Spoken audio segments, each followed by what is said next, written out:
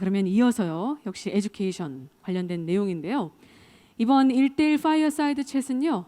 디지털 전환 시대 학교의 진화라는 주제로 거꾸로 캠퍼스 이성원 대표님과 조인 스타트업의 장영화 대표님께서 함께 참여해 주시겠습니다. 여러분 큰 박수로 환영해 주시기 바라겠습니다.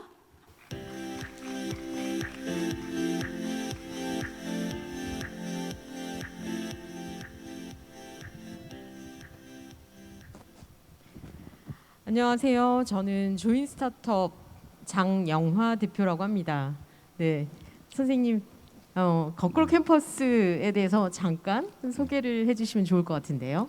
네, 안녕하세요. 저는 거꾸로 캠퍼스 대표 이성원입니다. 거꾸로 캠퍼스는 2017년에 설립된 미래교육 실험학교입니다. 역량 중심의 교육을 실천하고 있습니다. 대학로에 있습니다. 네. 네, 간단하게 설명을 해주셨는데요. 저는 사실 저희 딸을 거꾸로 캠퍼스에서 이제 교육을 받을 수 있도록 보냈었고, 과거의 학부모, 지금은 이제 엑싯. 거꾸로 캠퍼스는요, 졸업이라는 단어 대신 엑시라는 표현을 쓰고 있고, 저희 딸은 엑싯을 한 상태입니다. 자, 저희가 오늘 이제 디지털 전환 시대에 학교의 진화라는 제목으로 이야기를 나누려고 하는데요. 사실 컴업에서는 교육을 테크놀로지로 바꾸는 수많은 기업들의 사례를 이야기하셨을 거예요. 그런데 그런 변화에 대해서 우리는 학교 현장은 또 어떻게 느끼고 있는지, 학교가 디지털 전환 시대를 또 어떻게 맞이하고 또 진화하려고 하는지, 그리고 거꾸로 캠퍼스는 그 고민을 담아서 어떤 내용을 하고 있는지에 대해서 오늘 집중적으로 이야기를 나눠보려고 합니다. 선생님, 지난 2년 동안 코로나 팬데믹으로 학교 현장이 되게 혼란스러웠을 거예요. 거캠도 그러셨을까요? 저희 이제 거꾸로 캠퍼스는 사실 혼란을 넘어서서 위기였죠. 왜냐면은 학교급으로 보면 비인가 대안교육기관의 같은 형태로서 아이들이 기숙사를 거의 90여 명의 학생들이 사용하고 있습니다. 그런 상황에서 코로나가 왔을 때 과연 우리는 프로젝트 학습을 하고 있는 우리 학교가 어떻게 하면 아이들의 이 학습에 결손이 생기지 않고 현장에서 계속 진행될 수 있을까? 가장 큰 위기였고 학교가 사라질 수도 있다는 그런 위기감을 작년 2월에 이제 갖게 되었어요. 그럼에도 정말 이 위기가 기회가 됐던 이유는 무엇보다도 우리 학교가 갖고 있는 가장 중요한 그 소프트 스킬이라고 할 수 있는 역량들이 어떻게 발휘되느냐라는 부분이 온라인상에서도 그대로 재현됐다는 거죠. 사실 지금 우리 학교의 큰 변화라면 포스트잇 안 삽니다. 전지 사용하지 않아요. 그 말은 곧 우리가 온라인상에서 사용할 수 있는 각종 도구들을 교육 활동에 있어서 자연스럽게 지금처럼 학교 현장에 오프라인에서도 나와 있으면서도 그대로 자신들의 일상생활에서 모든 학습에 아카이빙 할 수 있는 것들이 그대로 재현되고 있습니다. 그런 자료들이 예를 들어 넘버스라든가 또는 지금 캐면은 무한히 많은 도구들이 있어요. 그런 도구들을 갖다가 사용하면서 아이들이 이것을 자신들의 것으로 만들어내는 힘, 그런 것들이 매일매일 학교 현장에서 일어나고 있죠. 그것이 우리 학교가 갖고 있는 어쩌면 혼란을 최소화시킬 수 있었던, 또는 더 나아가서 중요한 거는 그런 하드 스킬들이 계속 잘 되어 있기 때문이 아니라 어쩌면 우리 아이들은 그런 스스로가 협력적인 문제 해결 능력을 기르기 위한 그런 역량들을 계속해서 발휘할 수 있었던 것도 온라인이나 오프라인 구분 없이 충분히 발휘되었다. 이 부분에서 강점을 갖고 있었던 것 같습니다. 사실 선생님께서는 이제 지금 포스트잇과 전지라는 저희가 종래에 사용하던 오프라인적인 도구들이 온라인 툴로 바뀌었다는 이야기를 해주셨는데요. 단순히 이렇게 도구가 오프라인적인 성격에서 온라인적인 성격으로 바뀐 것뿐만 아니라 사실은 그렇게 유연하게 바꿀 수 있었던 건 거꾸로 캠퍼스가 일반적인 학교에서 평가를 중심으로 돌아가는 것과 다르게 다른 목표에 방점을 찍고 있기 때문이라고 알고 있는데요. 그 부분에 대해서도 조금 더 자세히 설명해 주시면 좋을 것 같습니다. 우리 학교가 과감히 실험학교로서 정말 앞으로 예측할 수 없는 시대에 아이들이 살아갈 수 있는 힘을 기르는 것이 어떤 방법이 있을까 생각하다 보니까 배움의 원칙들을 만들었어요. 과감히 학년을 없앴습니다. 무학년에 시험이나 경쟁이나 성적을 모두 없앴어요. 오히려 아이들에게 좀 더 협력할 수 있는 그 경험을 학창 시절, 이 젊은 고등학생입니다. 저희 대상은 고등학생 시절에 충분히 경험해야 된다. 그 협력이라는 것이 얼마나 힘든 것인가를 아이들이 매일 학습을 통해서 쌓아가고 있죠. 그 내재된 힘이 성인이 되어서도 계속 발휘될 수 있도록 하는 것, 지식을 일부 습득하는 것도 중요하지만 더 중요한 건 그것을 역량으로 계속 경험하는 것. 더 나아가서 태도에 있어서도 좀 더 어떤 가치를 스스로가 바라보는 눈, 시야가 커지는 것. 그 태도를 통해 직접 실천할 수 있는 것, 이런 어떤 선순환 고리들을 아이들이 학창 시절에는 충분히 경험해야 되겠다라는 생각을 했고요. 그러한 것들이 결과적으로 우리 학교에서 과감히 없애는 원칙 중에서 예를 들어 졸업이라는 것도 저희들은 없습니다. 엑시트라고 저희들은 표현하는데 1년에 4개의 쿼터제로 움직여요. 그럴 때 아이들은 어느 순간 내가 어떤 모듈에 이제 내가 좋아하는 게 무엇이고 그걸 잘할 수 있는 그런 것이 무엇일까를 찾았을 때 스스로 졸업을 합니다. 그런 엑시트라는 것을 통해서 아이들이 좀 더 어떤 학습도 그렇지만 삶의 주도권을 갖도록 만들어주고 있어요. 그 주체성이라는 것은 학습뿐만 아니라 생활 자체에서도 굉장히 많이 길러져야 되기 때문에 학교 자체의 문화도 사실은 학생회가 굉장히 자율적인, 자기가 주인이 되어서 직접 재정을 꾸려서 움직이는, 사업을 벌이는 그런 형태로 계속 움직입니다. 그러다 보니 그 아이들의 프로젝트 하는 팀 단위도 보면은 마치 스타트업 같다고 해요. 와서 보시면 아이들이 테이블에 앉아서 정말 어떤 일을 기획하고 경영하고 그 과정에 필요한 학습들을 본인들이 필요에 따라서 직접 가져다가 직접 학습하고, 이런 실현해내는 과정에서 학교 전반의 문화들이 형성돼 있죠. 제가 학부모였으니까 조금 설명을 드리면 저희 딸은 중학교 3학년 2학기에 거꾸로 캠퍼스에 입학을 했었고요.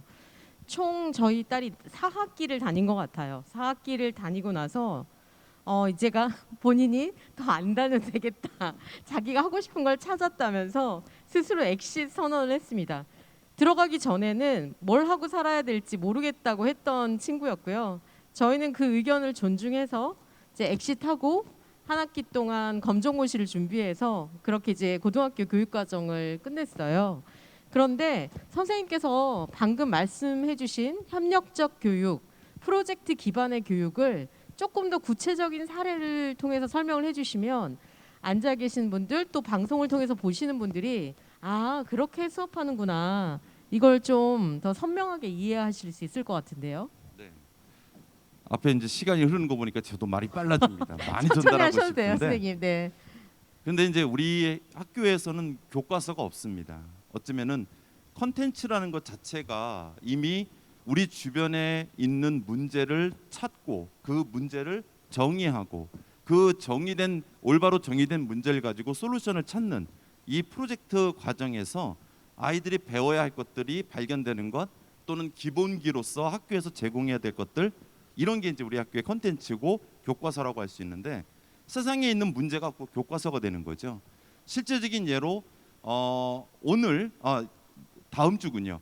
어니뿌라는 팀이 있어요. 그 팀은 그 헌책의 선순환을 위해서 현재 서울시에 있는 책보고와 협약을 맺기 위해서 실제적인 솔루션을 이 아이들이 갖고 있습니다. 발견해냈고 그걸 통해서 실제 협약을 맺고 어디까지 할 수 있는지를 이제 다음 주에 현장에 가서 관계자랑 이야기한다고 하더라고요.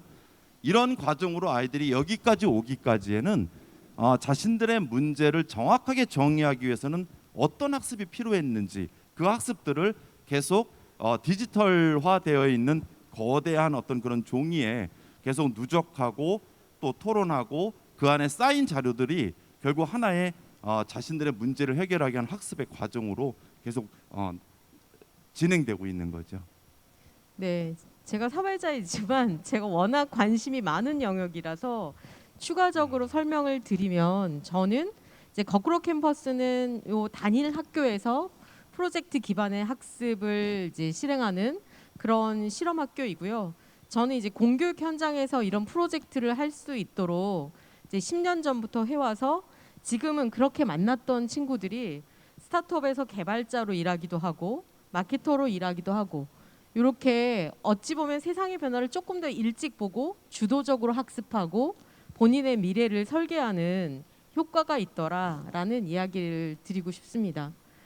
그러면 선생님 아마 지금 이제 공교육이 시대가 바뀌니까 다양하게 바뀌었으면 좋겠다라는 바람을 갖고 있는 분들도 거캠이 이렇게 교육하는 방식과 뭐 효과에 대해서는 긍정적으로 생각하지만 기존 교육제도 어떻게 보면 진학이라는 것, 그다음에 나아가서는 뭔가 취업이든 이렇게 스스로 독립된 개인으로 살아가는 것과 관련해서 조금 이게 연관성에 있어서 좀 어려움이 있지 않을까라는 그런 생각도 드실 것 같은데요. 그 부분에 대해서 그래도 거캠이 시간이 좀 흘렀으니까 어떻게 대응하고 있는지 또 어떤 생각을 갖고 있으신지 이야기해 주셔도 좋을 것 같습니다. 어제가 수능이었죠. 수능. 예. 네. 결국 모든 교육의 마지막 결과에는 평가라고 하는 것 때문에 항상 배움의 과정들이 결과적으로는 굉장히 축소되고 제한되는 그런 안타까움들이 있는데 거꾸로 캠퍼스에 있는 아이들은 사실 자신들이 좋아하는 것을 잘하기 위해서 찾는 그 다음 기관을 여전히 아직 우리 사회는 그렇게 허용적이진 않아요. 좀 더 다양한 아카데미 과정이 있으면 좋겠고 또는 기업 주도의 그런 배움의 다양한 과정들을 열었으면 좋겠다라는 것이 저희들의 바람이기도 하지만 그건 계속 기다릴 수는 없는 거고 그럼에도 우리 아이들은 찾습니다. 자신이 정말 더 잘할 수 있는 그 기관에 인턴으로 들어가서 응모해서 저번에 그 졸업한 아이가 그러더라고요. 엑스탄 학생이 너무 재밌대요. 자기는 개발자로서 꿈을 갖고 있고 어느 정도 실현하고 있는데 취업을 했는데 나는 좀 열심히 배우는 것도 즐거운데 돈까지 받고 있어. 너무 즐거워서 하루하루가 너무 행복하다는 얘기를 해요. 우리 아이들이 그런 경험들을 실제 사회에서 배움으로 계속 실제 세상의 배움으로 이어갈 수 있는 그 기회를 거꾸로 캠퍼스에서는 굉장히 아이들이 적극적으로 능동적으로 찾아가고 있습니다. 현재도 그런 기관들 예를 들어 MTA라고 하는 몬드라곤 팀 아카데미 같이 어떤 기업가 정신, 창업 정신을 기르는 그런 유럽의 대학들도 진학을 많이 하지만 그 외에도 이런 시도되는 실험적인 그런 교육기관들이 아이들에게는 굉장히 좋은 그런 학습의 선택지로 현재는 작용하죠. 일반적인 뭐 수능을 본다거나 뭐 다른 그 일반적인 진학 코스로 이렇게 가기도 하나요? 사실 그러한 곳을 좀 두려워하는 친구들도 있죠. 그럴 때에는 새로운 실험적인 그런 대학을 선택하기 어려운 친구들은 실제 일반 대학을 가기도 합니다. 그런데 대부분이 학교에 다시 오면은 하는 얘기가 너무 재미없어요. 저는 이제 에코라고 불립니다. 저희들이 닉네임을 모두 쓰고요. 학생들끼리도 닉네임을 씁니다. 배움에 있어서 수평적인 어떤 질서를 서로 갖는 과정에서 만들어진 것인데 에코 대학이 이렇게 재미없는 줄 몰랐어요. 그냥 낭만만 즐기러 갔는데 배움은 잘 모르겠네요. 이런 얘기를 많이 해요. 좀 안타깝죠. 하지만 대학도 계속 변해가려고 노력하고 있고 그 과정에서 좀 더 이런 꿈을 갖고 있는 아이들이 더 많은 그런 장소로 선택할 수 있을 때 허용적이었으면 좋겠다는 생각을 합니다. 네. 조금 시선을 바꿔서 지금 이제 그동안 거꾸로 캠퍼스가 해온 여러 가지 다양한 시도들이 쌓였잖아요. 그러면 지금 우리 거꾸로 캠퍼스가 해온 여러 가지 이제 실험 중에서 공교육 현장도 이런 거는 잘 반영해줬으면 좋겠다라고 생각하는 부분이 있으실 거예요. 그래서 그 부분에 대해서 조금 설명을 해주셔도 좋을 것 같은데요. 막 너무 좋으니까 네. 전파하고 싶은 내용이 있다면 그리고 뭐 크게 고치지 않아도 우리 공교육 현장도 받아들일 수 있고 우리 모두가 미래를 준비할 수 있는 그런 부분이 있을 것 같다는 생각이 드는데요. 사실 우리 이런 컴업 행사에 정말 청소년들이 많이 와서 보고 자신의 꿈들을 현실과 연결해서 키워갔으면 좋겠다는 생각을 많이 했어요. 하지만 사실 찾아보기는 어렵네요. 그게 바로 우리의 현실이라고 할 수 있다면, 저도 공교육에 26년을 근무했다가 이 학교에 이제 설립할 때 멤버로서 참여해서 지금 5년째 교장 대표를 하고 있는데, 실제 거꾸로 캠퍼스에서 뿐만 아니라 미래 교육의 관점으로 볼 때 학교는 이제는 좀 더 자신들이 모든 걸 다 끌어안는 교육을 할 수 있는 곳이라는 생각을 좀 바꾸었으면 좋겠어요. 오히려 학습 어떤 그런 허브로서의 역할, 외부의 어떤 울타리의 경계를 없애고 외부의 다양한 교육의 어떤 그런 의미들을 교육 과정으로 끌어들일 수 있도록 하는 것, 단순히 방과 후가 아니라 정말 외부와 경계를 확실하게 지을 수 있는 게 뭘까, 이런 부분에서 아이들에게 어떤 삶의 주체성을 길러주는 방법, 또는 정말 미래 교육이라고 한다면 우리가 디지털을 쓴다고 미래가 아니라 오히려 교육의 본질을 더 회복하는 것, 그 본질은 개인의 잠재력에 또는 개인에게 더 집중하는 거죠. 그걸 우리는 쉽게 말하면 맞춤형이라는 말을 유행어처럼 쓰는데, 그렇게 재단된 맞춤이 아니라 각 개인이 어디까지 성장할 수 있도록 더 세분화된 수요를 학교는 과연 갖춰갈 수 있을까, 이러한 노력들이 학교 혼자 할 것이 아니라 진짜 세상 속에 있는 다양한 기관들과 굉장히 그 울타리를 없앤 상황에서 허브로서의 역할을 해야 된다는 것이 저는 학교가 가져야 될 가장 중요한 일이 아닐까 생각합니다. 그 과정에 아이들이 학교에서 배우는 그 지식을 단순히 그냥 습득이 아니라 재생산해내는 경험을 해야 됩니다. 배운 것을 가지고 내가 어떤 크리에이티브한 그런 결과물들로 끊임없이 만들면서 그 가치를, 본인의 가치를 담으려고 노력하는 그 과정, 그게 바로 자신을 정말 제대로 알고 찾아가는 과정이죠. 교육이 해야 될 것은 한 사람의 능력을 어떻게 키워줄 것인가, 그것이 사회에 나가서도 이 아이들이 평생 자신이 시대가 바뀌어도 잘 살아갈 수 있도록, 대응할 수 있도록 만들어주는 힘으로 작동해야 되는 것이죠. 학교가 해야 될 역할은 바로 그 힘을 길러주는 것이라고 생각을 합니다.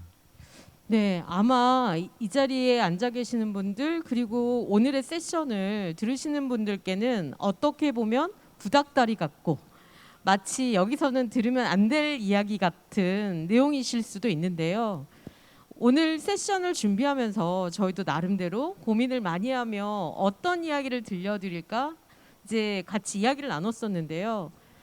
아무리 디지털 전환이 일어나고 다양한 툴이 만들어지고 교육적 효과를 높이는 시도들이 이루어진다고 하더라도 교육 현장이 잃지 말아야 할 가장 중요한 본질이 있다. 그 본질을 잃는다면 기술의 진화는 무용한 것이다 라는 이야기를 나누게 됐습니다. 그래서 방금 선생님께서 말씀해 주신 내용을 조금만 더 정리하자면, 교육의 본질은 개개인에게 더 집중하는 것, 그 개개인이 더 잘 성장할 수 있도록 돕는 것이 디지털 전환 시대라 하더라도 교육이 더 집중해야 하고, 디지털 도구들은 그 목적을 향해서 더 효과적으로 쓰이는 도구일 뿐이다. 그리고 그 역할을 하는 데 있어서 할 수 있다면 교육 현장은 허브의 역할을 해야 하는 거고, 그렇다면 그 성장을 돕는 가장 좋은 방법은 개개인들이 학습한 내용을 더 크리에이트 할 수 있는 기회를 더 많이 주고 축적하도록 하는 게 좋을 것 같다라는 이야기신 거죠. 네, 아주 정리 네. 잘해주셨습니다. 네, 제가 복습했습니다. 자막이 잊어버릴까 봐. 나가고 있을까요? 네. 네. 네. 그러면 이 시점에서 조금 자랑을 해주시면 좋을 것 같은데요. 이미 이제 엑시트한 친구들도 많이 생겨나고 했으니까 구체적으로 우리 거꾸로 캠퍼스에서 공부를 한 친구들은 어떤 결과물들을 계속 개인들이 축적해 가게 되나요? 아까 프로젝트를 한다고 말씀해 주시긴 했는데요. 프로젝트 외에도 뭔가 구체적으로 자기의 장점, 좋아하는 것, 잘하는 걸 찾아서 그 결과물들을 축적하고 또 사회와 소통한 사례가 있다면 소개해 주셔도 좋을 것 같습니다. 학교에 있을 때 아이들이 엑시트를 하기 전에 그 팀은 그 광장시장의 어떤 정체성을 확인하러 간 팀이었습니다. 위치 기반의 학습을 하기 위해서 광장시장에 갔고, 그곳에서 그곳이 갖고 있는 어떤 그 지역으로서의 특성을 학습하고 찾고 그러는 과정에서 한복거리라고 하는 곳이 침체되어 있는 것을 발견했던 거죠. 왜 여기는 100년 전통의 한복거리는 이렇게 침체되어 있을까? 그게 그들의 문제였고 그 문제를 정의하는 과정에서 결국은 그 지역의 상인들 또 그 한복을 만드는 장인들과 대화를 시도하고 그들이 갖고 있는 가치가 무엇일까? 그렇다면은 그들이 갖고 있는 한복의 어떤 그 장인으로서의 가치, 정신을 담아서 전달하면 어떨까? 우리가 그런 연결고리가 되어주자. 이런 형태에서 앱을 개발해보고 그 가치를 담는 매거진을 아이들이 교보문고에 출판을 계속하면서 결국은 그 가치를 담아 전달함으로써 이곳이 갖고 있는 특징들 그리고 의미들을 고객들이 알게 해주자. 이렇게 접근하더라고요. 그런데 어느 순간 이 아이들이 그걸 만드는 과정에서 자기 스스로가 더 잘할 수 있는 그런 다양한 하드 스킬들을 좀 필요로 한다. 그렇다면 그것은 이제 내가 졸업하고 나서 배우는 그 새로운 곳에서 좀 더 배워가면서 그 팀을 계속 유지하고 계속 디벨롭 시켜나가는 과정들을 아이들이 끊임없이 이제 만들어보자 이런 시도들을 하는 걸 보았습니다. 결국 프로젝트가 학교에서 그냥 평가의 대상이 아니라 이 아이들에게는 삶인 거죠. 학습 자체가. 그리고 엑시트하고 나서도 더 무엇인가를 해보겠다, 더 판을 키워보겠다라고 하는 진짜 세상에 나가서 어디까지 할 수 있을지를 시도하고 도전하는 그런 용기들을 힘을 갖고 있는 그런 경험들을 봤습니다. 실제 그렇게 법인화 시켜보겠다는 시도들을 지금도 하고 있는 팀들이 많고요. 그럴 때 이 아이들에게는 단순히 대학 진학이라는 것이 중요한 목적이 아닌 거예요. 그런 것들이 좀 더 아이들에게 더 많은 시간적으로 깊이 있게 학습하는 과정이 결실로 이어지는 것이 아닌가 하는 생각이 듭니다. 네, 저는 저희 딸이 다닐 때도 이제 많은 프로젝트를 하는 걸 봤고요. 제가 학부모로서 증언을 해보자면 워낙 학교를 다닐 때 이제 프로젝트를 아주 집중적으로 했기 때문에 뭔가를 하는 것에 대한 두려움이 없는 것 같습니다. 그래서 자기가 커뮤니티 활동을 할 때에도 팀을 이뤄서 일을 하는데 영상을 만들어야 하면 그냥 손 들고 만드는 거예요. 만들 수 있어서 만드는 게 아니고요. 배워서 만들면 되니까 그냥 배워서 언제까지 하겠다라고 시도하는 그런 것들이 아마 학교에서 계속 프로젝트에 기반한 학습을 했기 때문에 이제 몸에 익혀진 게 아닌가라는 생각을 하게 됩니다. 그게 이제 어떻게 보면 학교에서는 정답을 요구하잖아요. 정답을 찾아야 하고 정답이 있는 학습에 집중하는데 사실 세상에 정답이 있는 게 얼마나 많을까요, 그죠? 진짜 가치 있고 의미 있는 일들이 정답을 갖고 있지 않다면 아이들이 정답 찾는 것이 아니라 어떤 방향이나 가치를 어떻게 설정하느냐 이것을 키워주는 게 또 교사들의 역할이고 그 역할들이 학교에서도 매우 중요하게 앞으로 작용하지 않을까 싶어요.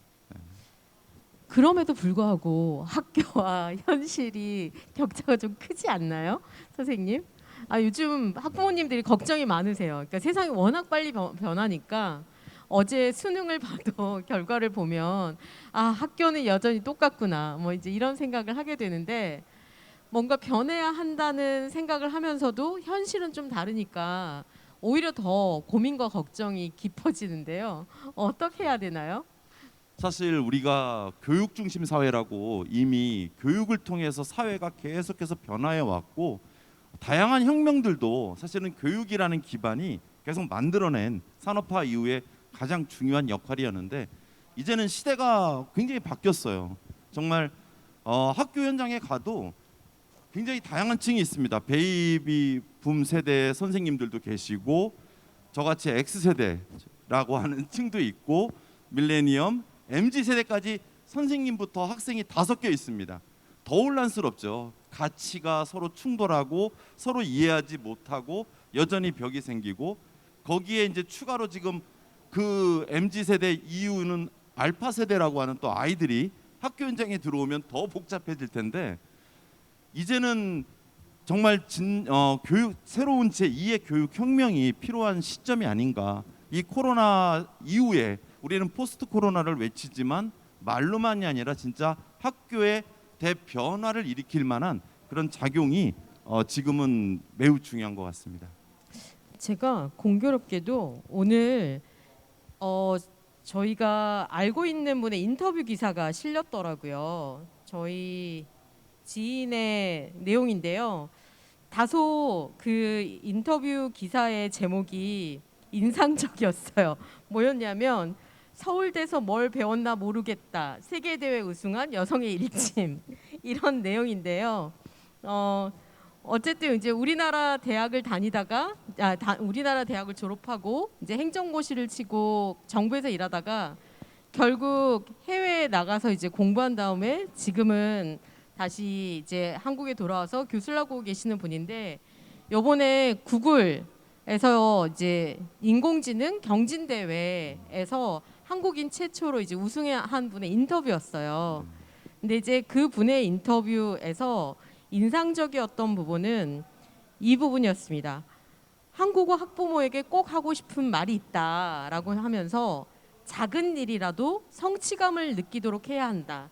그게 꼭 공부일 필요는 없겠다. 한국에서는 꼭 공부를 잘하는 아이들이 성취감이 높은데 그렇지 않은 아이들이 성취감과 자신감을 가지지 못할 이유가 없다. 이제 뭐 자세한 내용은 여러분이 찾아서 기사를 보시면 좋을 것 같은데요. 제가 거꾸로 캠퍼스가 미래 교육으로서 실험을 하고 있는 과정에서 가장 칭찬하고 싶은 부분입니다. 거꾸로 캠퍼스는요, 획일화된 성적에 아이들을 가두지 않고 다양한 실험들을 할 수 있도록 독려하면서 칭찬할 부분을 찾아내시죠.